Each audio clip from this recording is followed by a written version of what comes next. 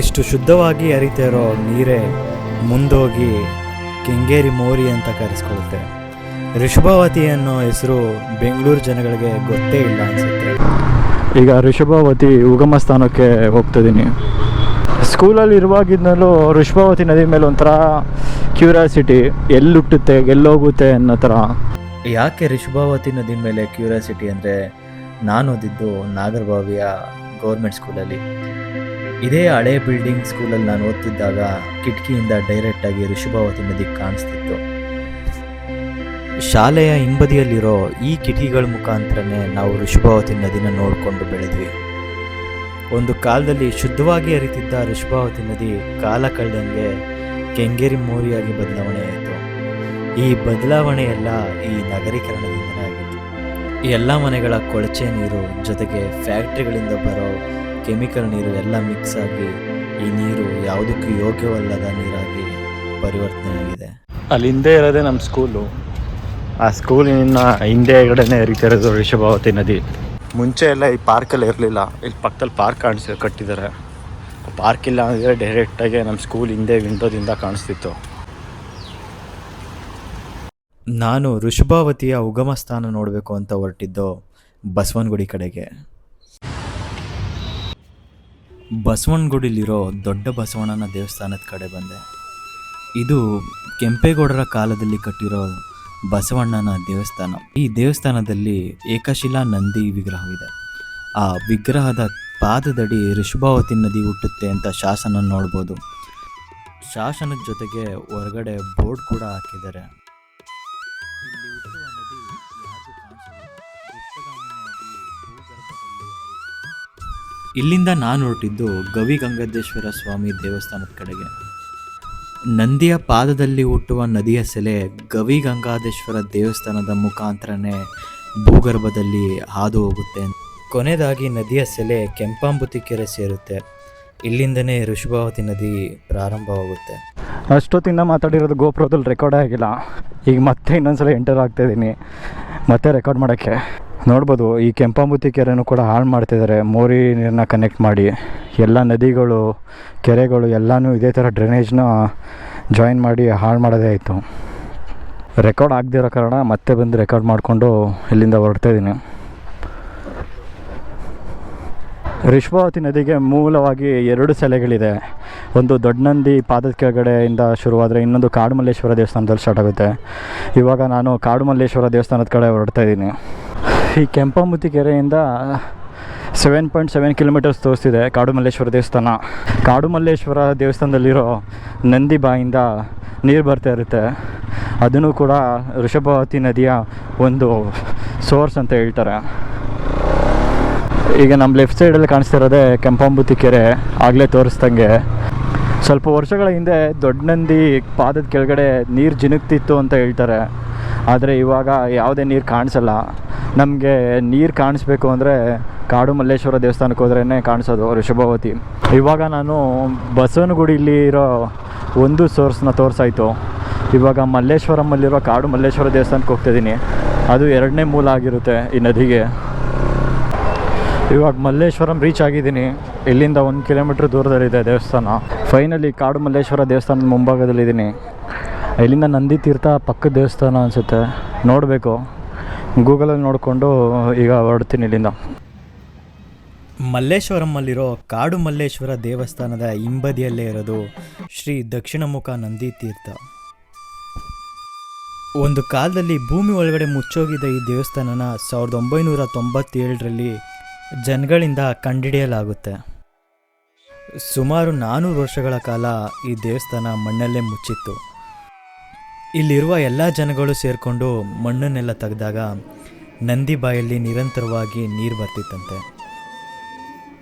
ನಂದಿ ಬಾಯಿಂದ ಬರೋ ನೀರು ಸೀದಾ ಶಿವಲಿಂಗದ ಮೇಲೆ ಬಿದ್ದು ಅಭಿಷೇಕವಾಗ್ತಾನೇ ಇರುತ್ತೆ. ವರ್ಷದ ಎಲ್ಲ ದಿನಗಳಲ್ಲೂ ಕೂಡ ಈ ನಂದಿ ಬಾಯಿಂದ ನೀರು ಬರ್ತಾನೆ ಇರುತ್ತೆ. ಅದ್ರ ಜೊತೆಗೆ ಇಲ್ಲಿ ಒಂದು ಕಲ್ಯಾಣಿ ಕೂಡ ಇದೆ. ದೇವಸ್ಥಾನದಲ್ಲಿರೋ ಗೋಡೆಗಳಲ್ಲೂ ಕೂಡ ನೀರು ಜಿನುಗ್ತಾನೆ ಇರುತ್ತೆ. ಕೊನೆಗೂ ಋಷಭಾವತಿ ನದಿಯ 2 ಮೂಲಗಳನ್ನು ನೋಡಿ ಮುಗಿಸ್ದೆ. ನಂದಿ ಬಾಯಿಂದ ಬರ್ತಿರೋ ನೀರು ಶಿವಲಿಂಗದ ಮೇಲೆ ಬಿದ್ದು ಅದಾದಮೇಲೆ ಈ ಕಲ್ಯಾಣಿಯಲ್ಲಿ ಶೇಖರಣೆ ಆಗುತ್ತೆ. ಇಲ್ಲಿಂದ ನೀರು ದೇವಸ್ಥಾನದ ಹೊರಗಡೆ ಇರೋ ಬಾವಿಲಿ ಬಂದು ಶೇಖರಣೆ ಆಗುತ್ತೆ. ಇಲ್ಲಿಂದ ನೀರು ರಾಜಕಾಲುವೆಗೆ ಸೇರುತ್ತೆ. ಅಂದರೆ ಇಲ್ಲಿಂದನೇ ನದಿ ಸ್ಟಾರ್ಟ್ ಆಗ್ತಿತ್ತು ಆಗಿನ ಕಾಲದಲ್ಲಿ. ಮತ್ತೆ ನನ್ನ ಜರ್ನಿ ಸ್ಟಾರ್ಟ್ ಆಗಿದ್ದು ಈ ರಿಶ್ಭಾವತಿ ನದಿ ಎಲ್ಲೋಗಿ ಸೇರುತ್ತೆ ಅನ್ನೋ ಕಡೆಗೆ. ಈಗ ಸದ್ಯಕ್ಕೆ ನಾನು ಸ್ಯಾಟಲೈಟ್ ಬಸ್ ಸ್ಟ್ಯಾಂಡ್ ಕಡೆ ಹೋಗ್ತಾಯಿದ್ದೀನಿ. ನಾನು ಇಲ್ಲೇ ಗಾಳಿ ಆಂಜನೇಯ ದೇವಸ್ಥಾನದಿಂದ ಸ್ಟಾರ್ಟ್ ಮಾಡ್ತೀನಿ. ಈ ರಿಶ್ಭಾವತಿ ನದಿ ಹರ್ಕೊಂಡು ಎಲ್ಲೋಗುತ್ತೆ ಮತ್ತು ಕೊನೆಗೆ ಏನಾಗುತ್ತೆ ಅನ್ನೋದನ್ನ ಟ್ರ್ಯಾಕ್ ಮಾಡೋಕ್ಕೋಸ್ಕರ ಇಲ್ಲಿಂದ ಜರ್ನಿನ ಸ್ಟಾರ್ಟ್ ಮಾಡ್ತಾಯಿದ್ದೀನಿ. ಎಲ್ಲರಿಗೂ ಕ್ಯೂರಿಯಾಸಿಟಿ ಇರುತ್ತೆ, ಈ ಕೆಂಗೇರಿ ಮೋರಿ ಅಥವಾ ರಿಶ್ಭಾವತಿ ನದಿ ಎಲ್ಲೋಗುತ್ತೆ, ಏನಾಗುತ್ತೆ ಅಂತ. ಈ ಕ್ವಶನ್ನು ನನಗೂ ಕೂಡ ತುಂಬ ದಿನಗಳಿಂದ ಇತ್ತು. ಸೊ ನಾನೇನು ಮಾಡ್ತಾಯಿದ್ದೀನಿ ಅಂದರೆ ಇವಾಗ ಇದು ಎಲ್ಲೋಗಿ ತಲುಪುತ್ತೆ ಅಂತ ಟ್ರ್ಯಾಕ್ ಮಾಡಿಕೊಂಡು ಗೂಗಲ್ ಮ್ಯಾಪಲ್ಲಿ ಅಲ್ಲೇ ಹೋಗಿ ವಿಡಿಯೋ ಮಾಡ್ತೀನಿ. ನೋಡ್ಬೋದು ಮೋರಿ. ಇದು ಗಾಳಿ ಆಂಜನೇಯ ದೇವಸ್ಥಾನ. ಗಾಳಿ ಆಂಜನೇಯ ದೇವಸ್ಥಾನದ ಹಿಂಬದಿ ಇರೋದೇ ಇದು ಮೋರಿ. ನಿಮ್ಮೆಲ್ಲರಿಗೂ ವಿಚಿತ್ರ ಅನಿಸ್ಬೋದು, ಈ ಮೋರಿನ ಹುಡ್ಕೊಂಡು ಯಾಕೆ ಹೋಗ್ತಾ ಇದ್ದಾನೆ, ಮೋರಿ ಎಲ್ಲೋಗುತ್ತೆ ಅಂತ ಯಾಕೆ ಹೋಗ್ತಾ ಇದ್ದಾನೆ ಅಂತ. ಒಂದು ಕಾಲದಲ್ಲಿ ಇದು ಕೂಡ ನದಿ ಆಗಿತ್ತು. ಈ ನದಿ ಪ್ರಾರಂಭ ಎಲ್ಲಿ, ಅಂತ್ಯ ಎಲ್ಲಿ ಅಂತ ತಿಳ್ಕೊಳ್ಳೋಣ ಅನ್ನೋ ಕ್ಯೂರಿಯಾಸಿಟಿಯಿಂದ ನಾನು ಈ ವಿಡಿಯೋ ಮಾಡ್ತಾಯಿದ್ದೀನಿ. ಇದು ನನ್ನ ಬಲಗಡೆಗಿರೋದೇ ಗಾಳಿ ಆಂಜನೇಯ ಸ್ವಾಮಿ ದೇವಸ್ಥಾನ. ಅದರ ಪಕ್ಕದಲ್ಲೇ ರಿಶ್ಭಾವತಿ ನದಿ ಹರಿತಿತ್ತು. ಈಗ ನೋಡಿ ಬಾಪೂಜಿ ನಗರಲ್ಲಿದ್ದೀನಿ. ಲೆಫ್ಟಲ್ಲಿ ಹರಿತಾ ಇದೆ ರಿಶ್ಭಾವತಿ ನದಿ.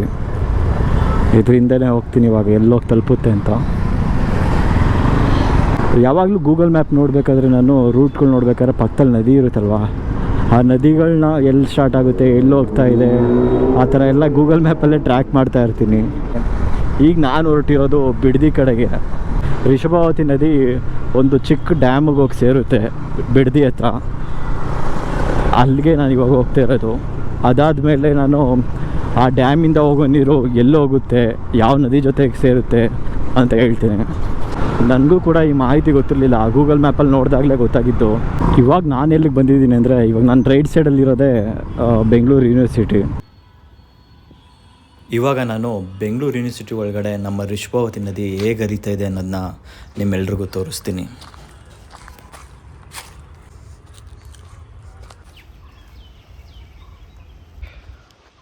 ಇಲ್ಲ ಹಂಗೆ ಬಂದೆ, ನೋಡ್ಬೋದು ಎಷ್ಟು ನವಿಲುಗಳಿದೆ ಅಂದರೆ ಲೆಕ್ಕನೇ ಇಲ್ಲ. ಒಂದೇ ಸಲ ಆರೋಯ್ತು ನೋಡಿ ಇವಾಗ ನವಿಲುಗಳೆಲ್ಲ. ಒಂದು 10-15 ಇಲ್ಲೇ ಕೂತಿತ್ತು. ಇಮ್ಯಾಜಿನ್ ಮಾಡ್ಕೊಳ್ಳಿ, ಇದು ಕ್ಲೀನ್ ನದಿಯಾಗಿ ಇಲ್ಲ ನವಿಲುಗಳಿದ್ದಿದ್ರೆ ಎಷ್ಟು ಚೆನ್ನಾಗಿ ಕಾಣಿಸ್ತಿತ್ತು.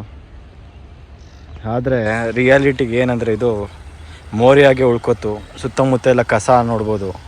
ನಗರೀಕರಣ ಆದಂತೆ ನಮ್ಮ ನದಿಗಳು ಕೂಡ ಪೊಲ್ಯೂಟ್ ಆಗೋಕ್ಕೆ ಸ್ಟಾರ್ಟ್ ಆಯಿತು.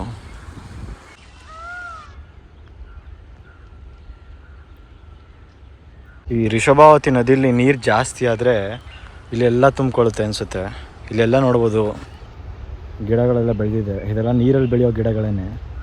ಇದು ಬೆಂಗಳೂರು ಯೂನಿವರ್ಸಿಟಿ ಫಾರೆಸ್ಟ್. ಇದು ಈ ಫಾರೆಸ್ಟ್ ಒಳಗಡೆ ಹೇಗೆ ನಮ್ಮ ರಿಶ್ಭಾವತಿ ನದಿ ಹರಿತದೆ ಅಂತ, ಆಗಿನ ಕಾಲದಲ್ಲಿ ಹೇಗಿರ್ತಿತ್ತು ಅಂತ ಇಮ್ಯಾಜಿನ್ ಮಾಡ್ಕೊಳ್ಳೋಕ್ಕೇ ತುಂಬ ಚೆನ್ನಾಗಿದೆ. ಇಲ್ಲೇ ನದಿ ಪಕ್ಕದಲ್ಲೇ ಒಂದು ಬಾವಿ ಕೂಡ ಇದೆ. ನೀರಿದೆಯಾ ಇಲ್ವಾ ಗೊತ್ತಿಲ್ಲ. ನನ್ನ ಪ್ರಕಾರ ಮೋರಿ ನೀರೇ ತುಂಬಿರುತ್ತೆ. ಆ ನದಿ ಫ್ಲೋ ಜಾಸ್ತಿ ಆದಾಗ ಮೋರಿ ನೀರೆಲ್ಲ ಇದಕ್ಕೆ ತುಂಬಿದೆ. ಆಗಿನ ಕಾಲದಲ್ಲಿ ನದಿ ಪಕ್ಕ ಚೆನ್ನಾಗಿರೋ ಬಾವಿ.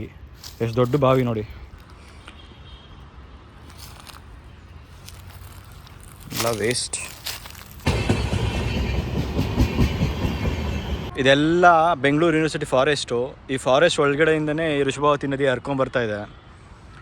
ಈ ಕಡೆ ನೋಡಿದ್ರೆ ನಾವು ಮೈಸೂರು ಹೈವೇ ನೋಡ್ಬೋದು. ಇದು ರಿಶ್ಭಾವತಿ ನದಿಯ ಒಂದು ಭಾಗ ಅಷ್ಟೇ.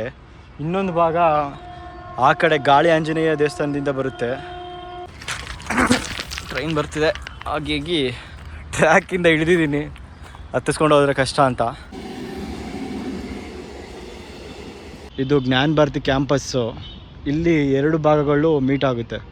2 ಭಾಗಗಳು ಸೇರಿಕೊಂಡು ಮುಂದಕ್ಕೆ ಬಿಡದಿಗೆ ಹರ್ಕೊಂಡು ಹೋಗುತ್ತೆ.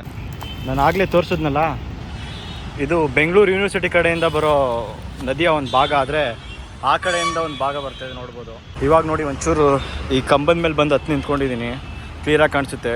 ಇದೆರಡು ಸೇರುತ್ತೆ. ಇಲ್ಲಿ ಹರ್ಕೊಂಡು ಮುಂದಕ್ಕೆ ಬಿಡದಿ ಕಡೆ ಹೋಗುತ್ತೆ. ಎರಡು ಭಾಗವಾಗಿ ಹರಿಯುತ್ತೆ ಋಷಭಾವತಿ ನದಿ. ಸುಮ್ನಳ್ಳಿ ಕಡೆಯಿಂದ ಒಂದು ಬರುತ್ತೆ, ಮತ್ತು ಗಾಳಿ ಆಂಜನೇಯ ಸ್ವಾಮಿ ದೇವಸ್ಥಾನದಿಂದ ಬಾಪೂಜಿ ನಗರ್ ಕಡೆಯಿಂದ ಒಂದು ಬರುತ್ತೆ.